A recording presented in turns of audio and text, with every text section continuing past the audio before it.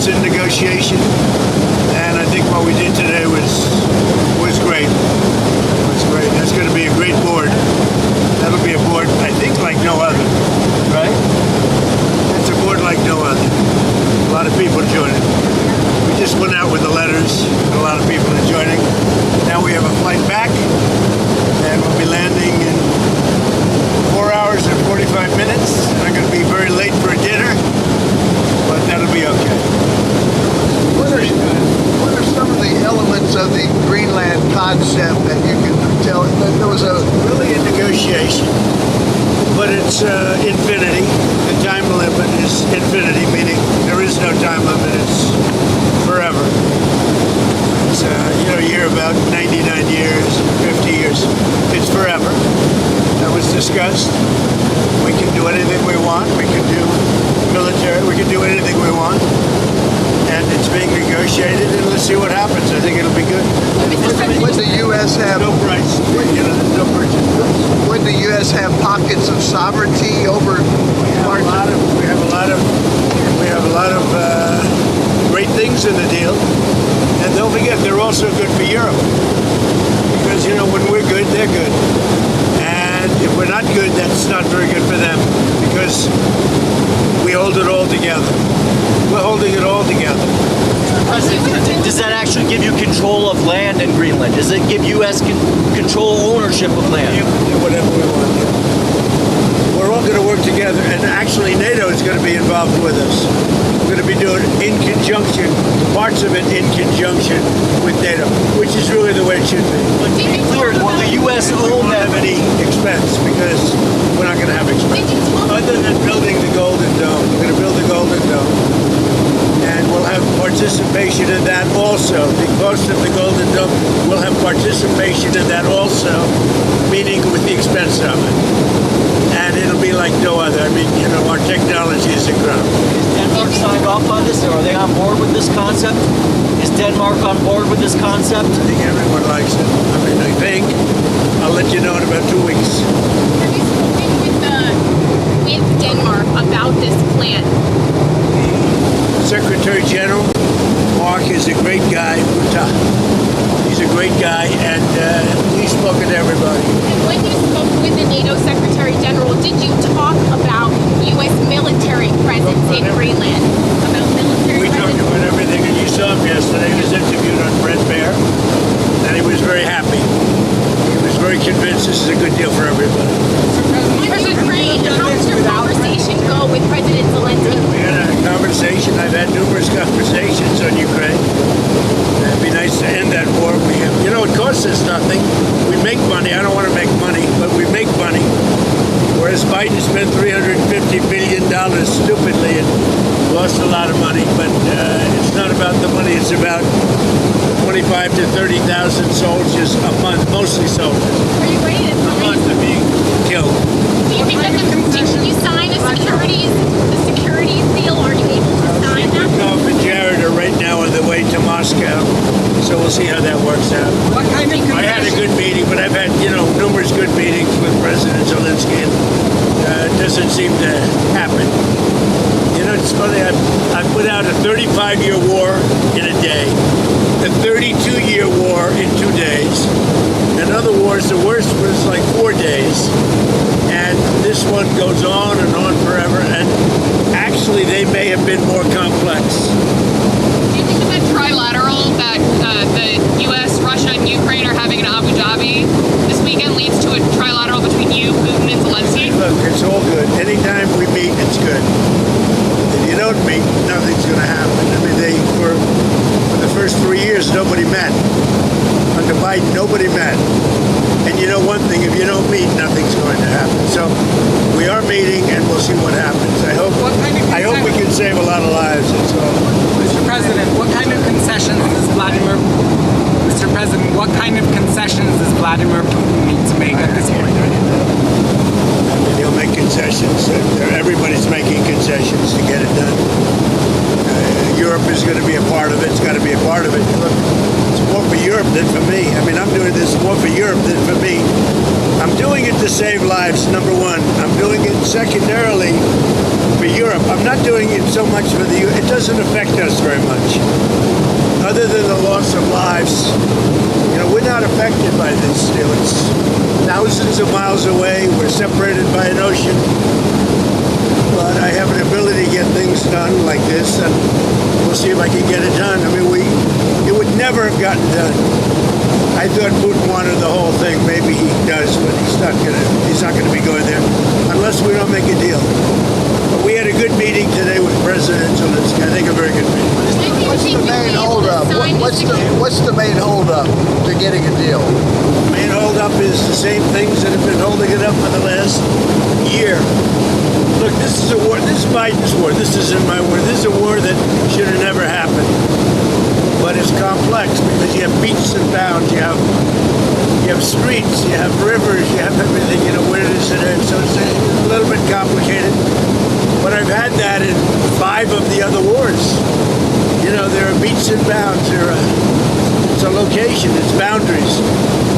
And I got them done fast in days, and this one is just going on. What's happened here is there were times when Putin didn't want to make a deal, times when Zelensky didn't want to make a deal, and it was like opposite times. Now I think they both want to make a deal, but we'll find out. Did something change that makes you think that Putin and Zelensky now are serious about it? I don't make any predictions. There are no changes. I think that President Putin would like to make a deal. I think that President Zelensky would like to make a deal. What did Zelensky say today? I mean, he came all the way there to meet you. What did he say? He said he'd like to make a deal. I mean, there's not much you can say. People know the parameters. It's not like, we're discussing things that have been discussed for 6 or 7 months, and he came and he said he wants to make a deal because I wasn't necessarily sure. I think he should want to make a deal. It's pretty tough. It's really tough for the people of Ukraine. I'll tell you that. Mr. President, How they live without heat, where it's 20 degrees below zero. It's very cold. That's a colder climate for the most part than Canada, and they live without heat. I asked him, how do they do that? And he gave me an answer. It's pretty amazing what they do to live. There's no way to live. Yeah. back to Greenland. Can you elaborate more on we're trying to understand what exactly the concept is here. Is the U.S. going to actually take ownership of? We'll have something in 2 weeks. There's a good spirit to get something done, and we have to have a strong freedom. We have to have the ability to do exactly what we want to do. We have a great military. I built a great military. I did this in my first term. And continuation, big continuation. I think what we did with the defense companies was very important too, because we need things faster. We have the best weapons in the world by far. We showed that last week with Venezuela. We have the best weapons in the world. We have to make them faster. How would it be any different than the current situation? The U.S. can much different, much more detailed, much more generous to the United States. It's a much more generous deal. It has to be. And we're building a golden dome, and you see the way it works. That is so much better for us and for Europe to have that piece of ice covered by the golden dome. You mentioned Venezuela. You've expressed optimism in your relationship with Delcy Rodriguez. Are you inclined to let her stay in power? Well, right now they're very strong leadership. I mean, they're showing very strong leadership. I also spoke with Maria today, and who I like a lot. But Delcy's shown very strong leadership so far, I have to say. And we're moving in, to the United States, millions of barrels of oil as we speak. You know that. You see it. You see what's happening. Over 50 million barrels of oil is already moved or moving into the United States, and much more to come. And we're working with them, and they'll get some of that, and we're going to get some of that. And it'll be divided up, and our country will become richer, and that means our taxes are going to be going down, and they will do better. Venezuela is going to do better than they've ever done. So if that continues, even with us, taking a very fair piece of it, Venezuela will do better by far than they've ever done. It's going to be very rich. and she has done a very good job. Have you spoken with Jamie Dimon since the lawsuit? No, I haven't spoken to him. No, he debanked me. So we'll see if that means anything, but I think it should. You shouldn't be debanked. You get debanked if you don't have money or if you default and you have this great company, and all of a sudden I was told, no, you can't do that. It's so wrong. And so I don't know what their excuse would be. Maybe their excuse would be the regulators. I don't know. But regardless, I guess it's a good lawsuit because every pundit has come out and said Trump has a great lawsuit here. You're not allowed to do what they did. Jamie Dimon, what he did, he's not allowed to do that. Where do things stand with Iran? The U.S. has got sizable military assets. Watching Iran. You know, we have a lot of ships going that direction, just in case. We have a big flotilla going in that direction. And we'll see what happens. A big force. We have a big force going toward Iran. I'd rather not see anything happen, but we're watching them very closely. I saw 837 hangings on Thursday. They would have been dead. Every one of them would have been hung. This is like from 1,000 years ago. This is an ancient culture. Very smart people, by the way, but it's an ancient culture. 837, mostly young men, were going to be hung on Thursday. And I said, if you hang those people, you're going to be hit harder than you've ever been hit. It'll make what we did to your Iran nuclear look like peanuts. And an hour before this horrible thing was going to take place, they canceled it. And they actually said they canceled it. They didn't postpone it. They canceled it. So that was a good sign. But we have an armada. We have a massive fleet heading in that direction. And maybe we won't have to use it. We'll see. Would you like the supreme leader to step down or to go into exile? I'll say right now, I don't want to get into that. But they know what we're looking at. You said today that they want There's a lot of killing going on. You said today they want to talk and we'll talk. So if you set something up and they asked you to, I would. What happened? But we've talked to them a lot. They should have made a deal before we hit them with the nuclear, because that was a devastating hit. That whole area is out of play. And if they try and do it again, they're going to have to go to another area. We'll hit them there too, just as easily, much more easily. Because that was very advanced. They were building that for 10 years. And they'd have to start anew. So, there was a total obliteration. Are you still planning to go ahead with those tariffs that you had mentioned on the secondary tariffs, those affected by businesses in Iran, the 25% tariffs? I am doing that, yeah. We're doing that. If you do business with Iran, you can have a tariff of 25%. And when should that go into effect? Very soon. Do you still think there's a possibility that the UK or France could join the Board of Peace? Well, I think they're going to want to. Look, some countries have a prohibition, and they're going to their legislatures and getting out. In most countries, the prime minister or the president can sign. You saw a lot of them today. Don't forget, the letter only went out 2 days ago. We had almost 30 people already, and very important countries. But there are some countries, like Italy, who told me she wants to sign. She wants to be desperately, but I think she has to go back to her legislative branch. And we have that with Poland too. He said we want to. I was the one that endorsed him. He's great, by the way. He's doing a great job, Carol.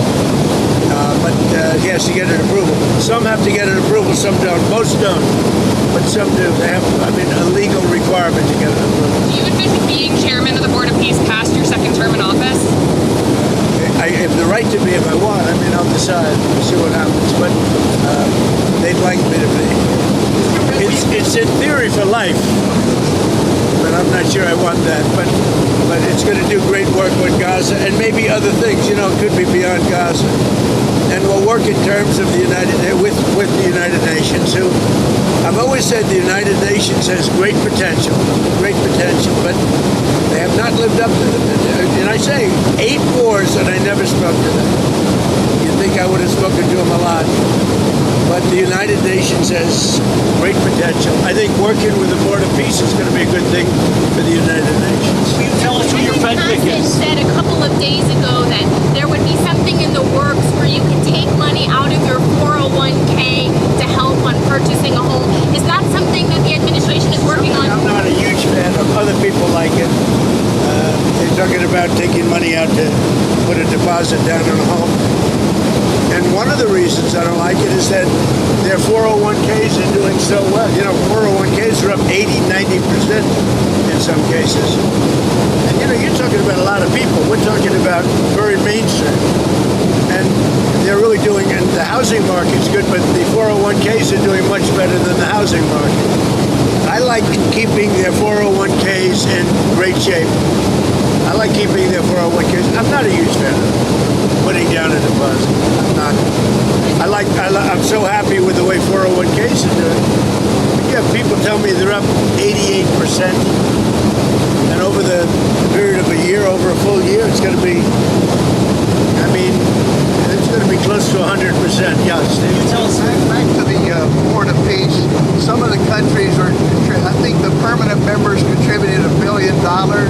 What is that money supposed to be for Gaza? Have already put up $1 billion. Some of the countries have already put up much more than that. What's that money for? That's a lot of money, but it's nothing compared to the value of peace. Peace is so destructive for everyone, even countries that aren't involved. I mean, it's so destructive for everybody when you have wars. Will you tell us who your Fed pick is, sir? Will you tell us who your Fed pick is? I'll be telling you soon. No, I have somebody that I think will be very good, but I'm not going to reveal it. Wall Street? Someone from Wall Street? Somebody that's very respected, very, very well known, and will do, I think, a very good job. President Putin has said that he may use frozen Russian assets to pay for his entry to the Board of Peace. Are you inclined to let him do that?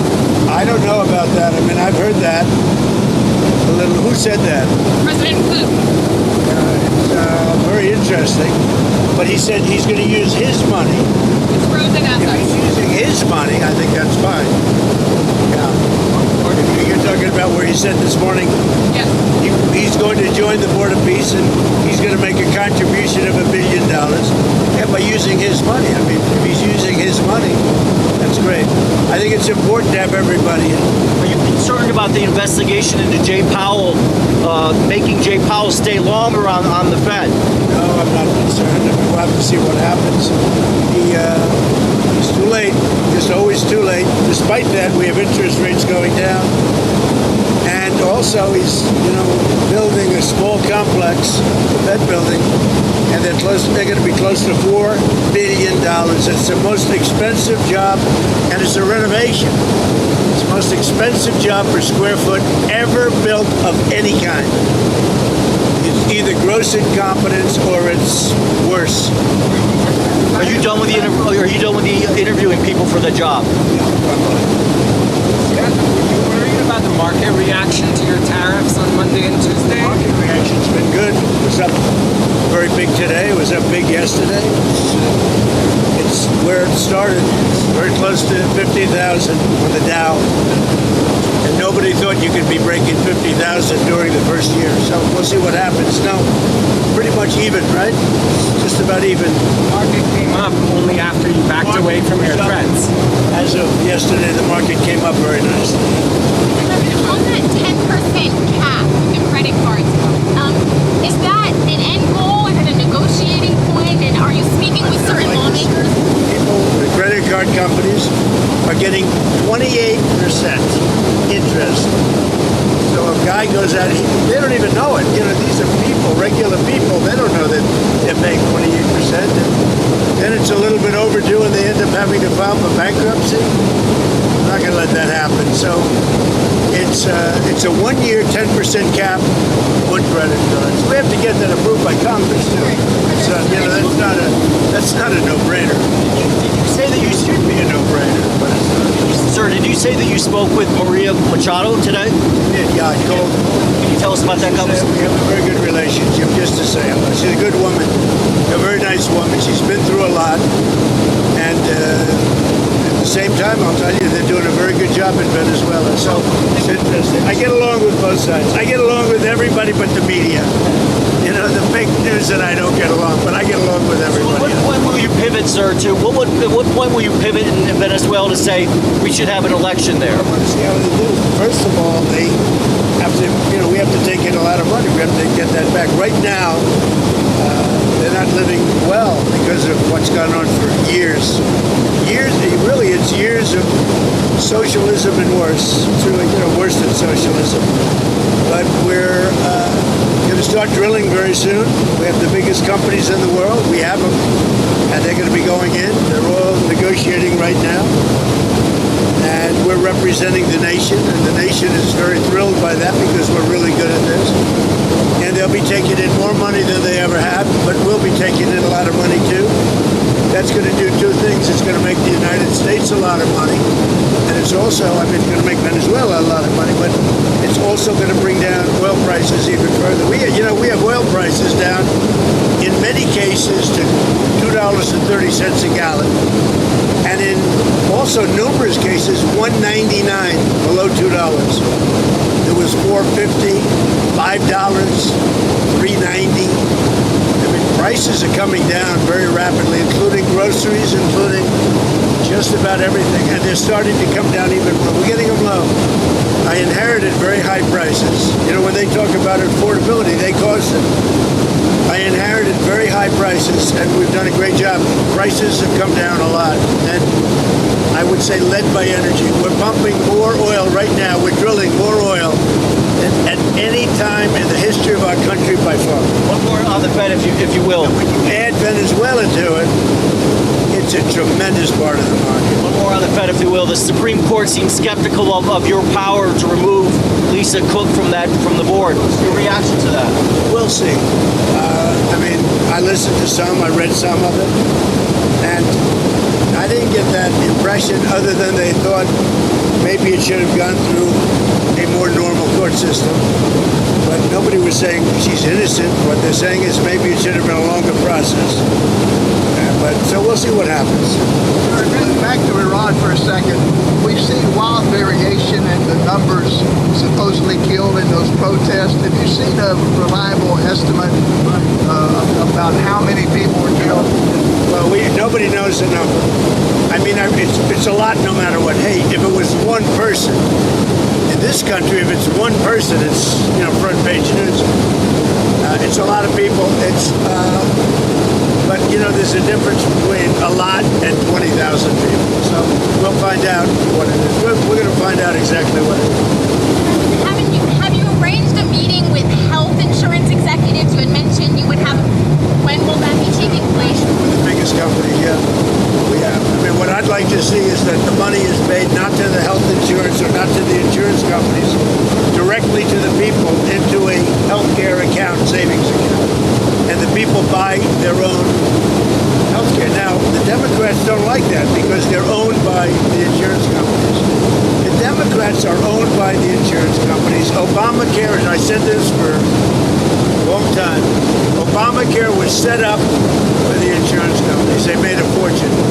1,000 points, they're going up 1,000, 1,250, 1,359%. That's all the money pouring in. I want the money to go directly to the people. Let the people buy their own health care. Now, their health care is going to be better, and they'll be paying less money. It's going to be amazing, but we have to get the Democrats to support it, most likely. Yeah. You're going to Iowa on Tuesday. What's your message there ahead of the midterm elections? Great to the farmers. The farmers have been great. I helped them out when we were going through the difficulty with China, which we solved. China's buying a lot of product right now, as you know.